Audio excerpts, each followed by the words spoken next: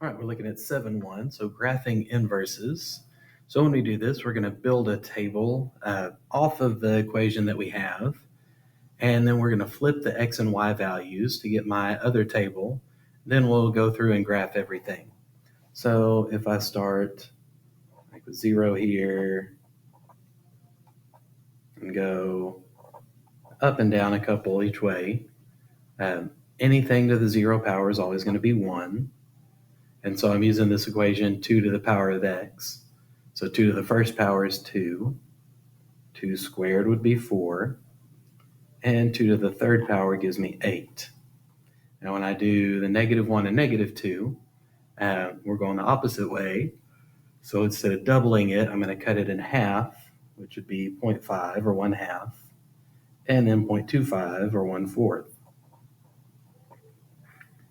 Then for my table 2, to do the inverse, we're just swapping the x and y values. So 0.25, 0.5, 1, 2, 4, and 8. And then from -2, just counting up one at a time for the y values. Okay, so as I graph these, we'll start to look and see what some patterns are for them. So at -2, it's down close to the line. -1 is 1/2, and 0 is 1. When I get to 1, it's up to 2, 2, 4, and 3, 8. Okay, so I get those points just to get an idea of how my line is moving along, and should look something like that. Okay, now we're going to do for the second table, this is just those values swapped. So when y is -2, it's at 0.25. When y is -1, it's at 1/2. Then 1, 0, 1, 2, 1.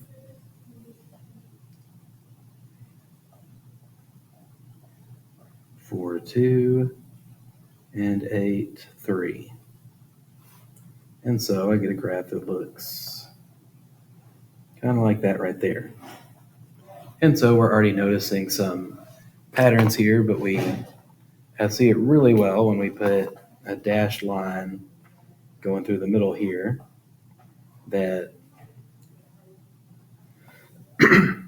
this is actually an exact mirror of itself across the line. So we think of this as being a mirror right here. It's perfectly flipped over on this line. And so that's kind of an idea of what an inverse is. It's everything is kind of flipped over to be the opposite. So let's look at a straight line. And we'll get a few on the table here, but once we get the slope kind of going, it works a little easier. So I have 0, -1, -2. So at 0, it's 1. If I do -1, that'd be 4. And at -2, that's 7. It's just a 1. -2, -5.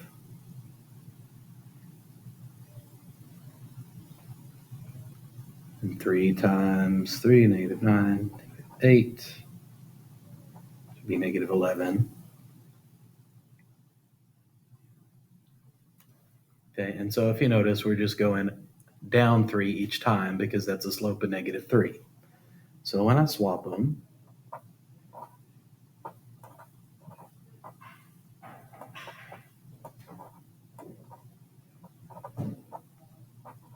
and I don't really need all those points. Whenever I'm putting this on the graph, I'm just going to go -1 would be 1, 2, 3, 4.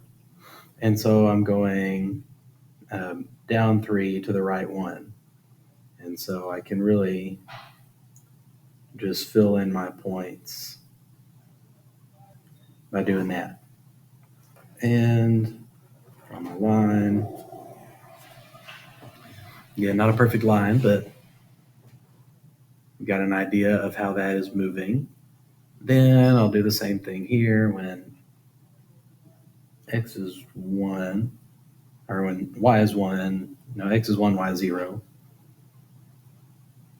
And then if I go to -2, y value is 1. So we're going to the left 3, up 1. Or down 1 and to the right 3. So still a negative slope, but slope of -1/3 instead of 3. And so when I draw my line again through the middle, should see that these lines cross, and where they cross is actually on this line of y equals x. So crossing on the line, you can see the reflection of this side over here and this side reflected over there. So really when we see them, we should be noticing that it's a reflection.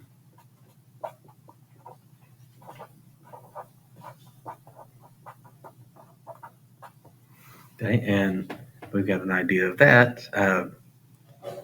Then we can kind of use that as we graph it to notice a few more patterns as we go along. So looking at my next ones, these will be probably one of the easiest. So when we've got this relation here, to find the inverse, all I'm going to do is, just like we've been doing, swap the x and y values. So -3, 4, -1, 2, 0, 7, so on and so forth. Okay, so we're just swapping those values, and that gives us the inverse of that function there. Okay, continuing on, as we graph these, you're also going to decide when we do the inverse, is the inverse still a function?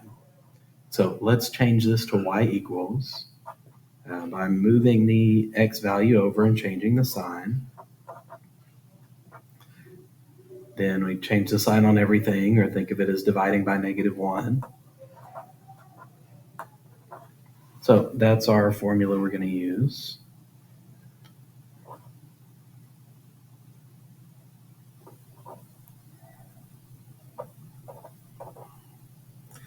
And 1 times 2.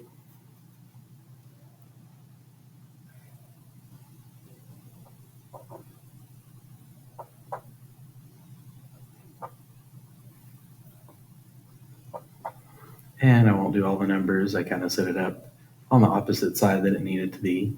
So -1 times 2 would be -2, gives me a -7. But really that gives me enough to go and graph it without too much trouble. So -1, -7.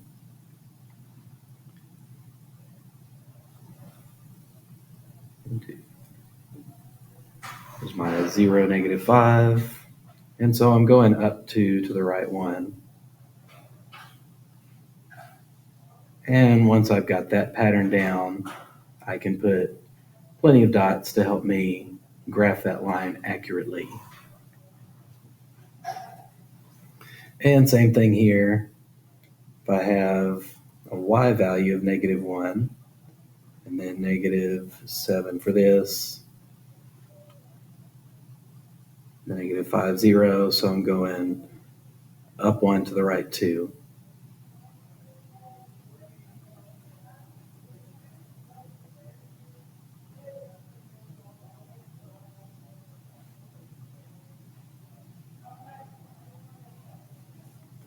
Again, just getting an idea of how that moves. And so we'll put our line again of y equals x, and we should see that it goes through and splits it apart perfectly. This does cross. That point where they cross is right there in the middle of that. So as we graph these, you're also going to look and say, is that a function? And looking at it, it appears that yes, that would be a function. Passes the vertical line test, and just considering the inverse, so just the one line that's the inverse, not both of them together. Okay, we'll look at graphing other lines for it in a little